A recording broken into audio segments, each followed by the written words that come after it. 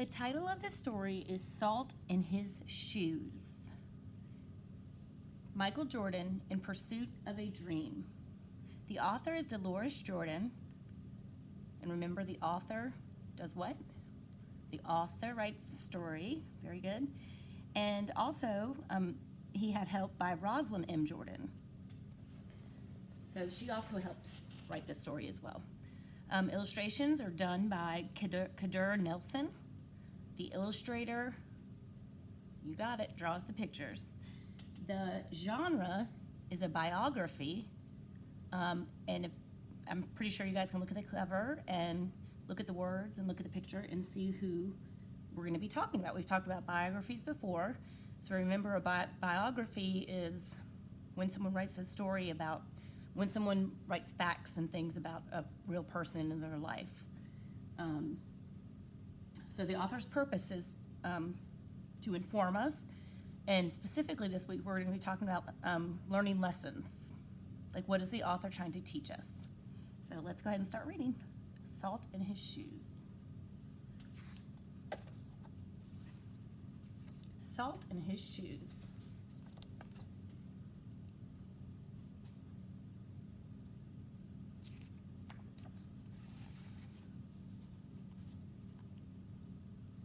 Michael loved to play basketball.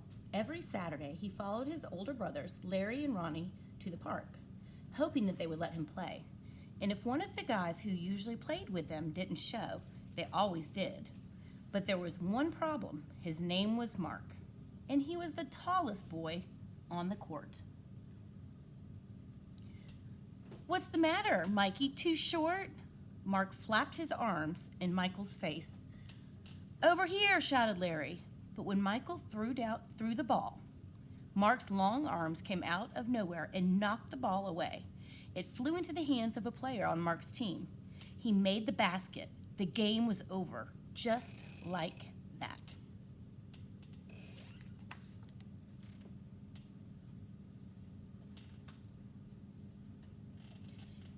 "I'm really sorry, guys. If I were taller, that wouldn't have happened." All the way home, Michael apologized, even though no one was mad at him.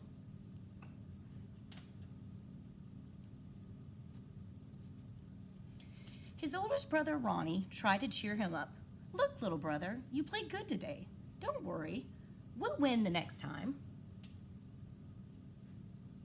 That is being a very nice sibling. When they got home, Michael went into the kitchen where Mama was cooking dinner. He was still disappointed, and she can tell. "You guys lost again today, huh?"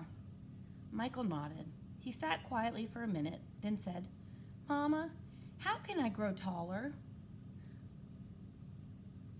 Now, Mama knew the answer to a lot of questions, but this was a tough one. She thought for a moment as she sprinkled salt and pepper on the chicken she was making for dinner. Then she smiled, looked at Michael, and said, "Salt." "Salt?" Michael looked at his mama. "Salt in your shoes. We'll put salt in your shoes and say a prayer every night. Before you know it, you'll be taller," she replied. Sounds kind of silly, doesn't it? "Salt in my shoes?" Michael said quietly to himself. Surely Mama was teasing. He sat staring out of the window, trying to figure out how salt was going to help him grow. He noticed the rose bushes outside in Mama's garden. They had grown high along the fence, and roses of all colors were blooming on the vines. He thought to himself, "I remember when Mama first planted those bushes." Michael's face lit up. If Mama knows how to make those rose bushes grow taller, then maybe she's right. Maybe salt in my shoes really will help me grow. He just made a self-to-self connection. Growing more excited, Michael twirled around and started asking lots of questions. "Mama, how long will it take? And how tall do you think I'll get?"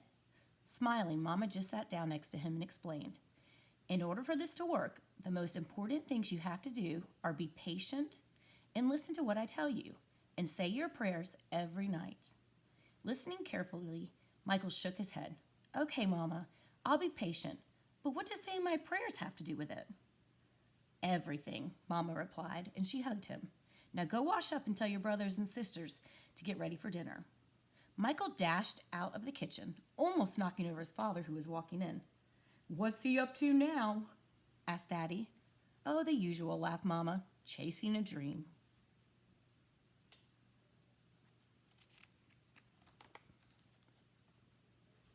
Later during dinner, Mama noticed that Michael was barely eating anything. He was already daydreaming about being taller. Michael, first things first, you won't grow if you don't eat, especially your vegetables, Mama said. But I'm really not hungry, he said. Raising her eyebrows, Mama gave him a stern look. Slowly, Michael picked up his fork and began to eat. Minutes later, his plate was clean and he was asking for more.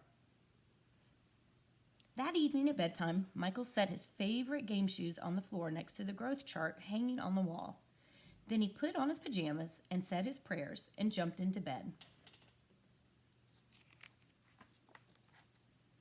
When Mama came in, Michael was fast asleep.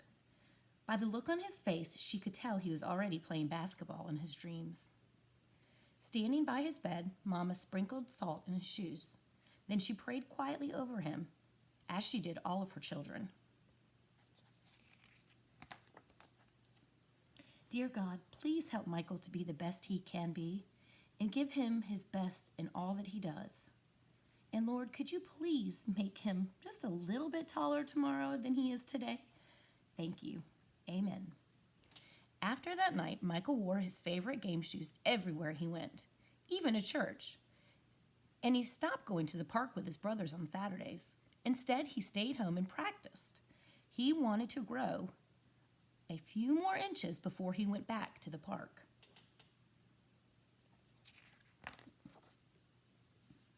After 2 months of practicing and waiting patiently and praying, Michael stood next to the growth chart on his wall. Nothing. He hadn't grown an inch.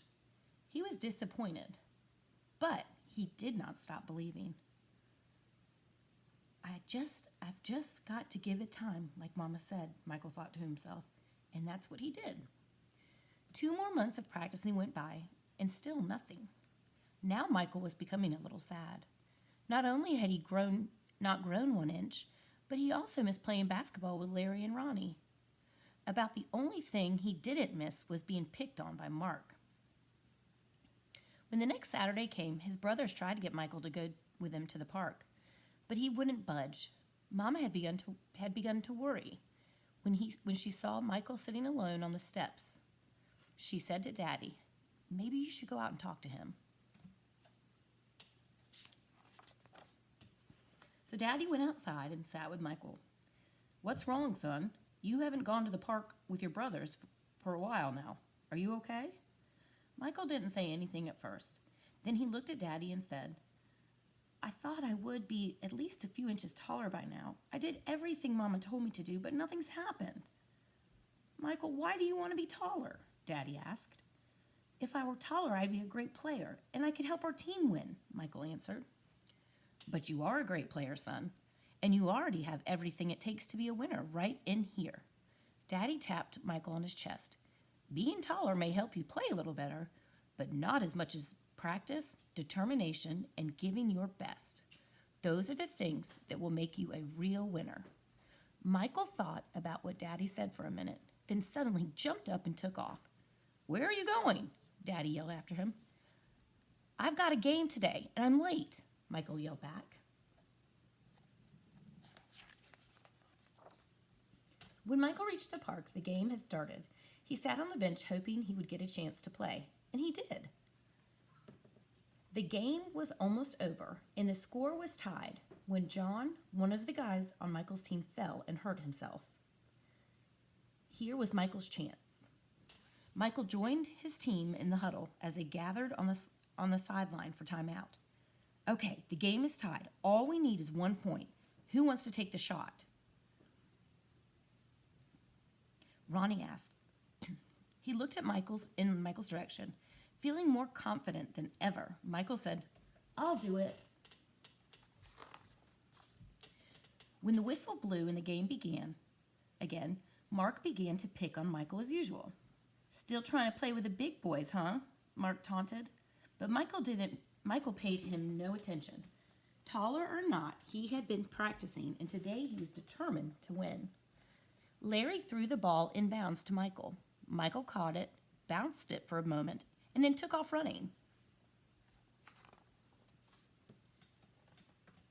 As he approached Mark, Michael shifted to his right.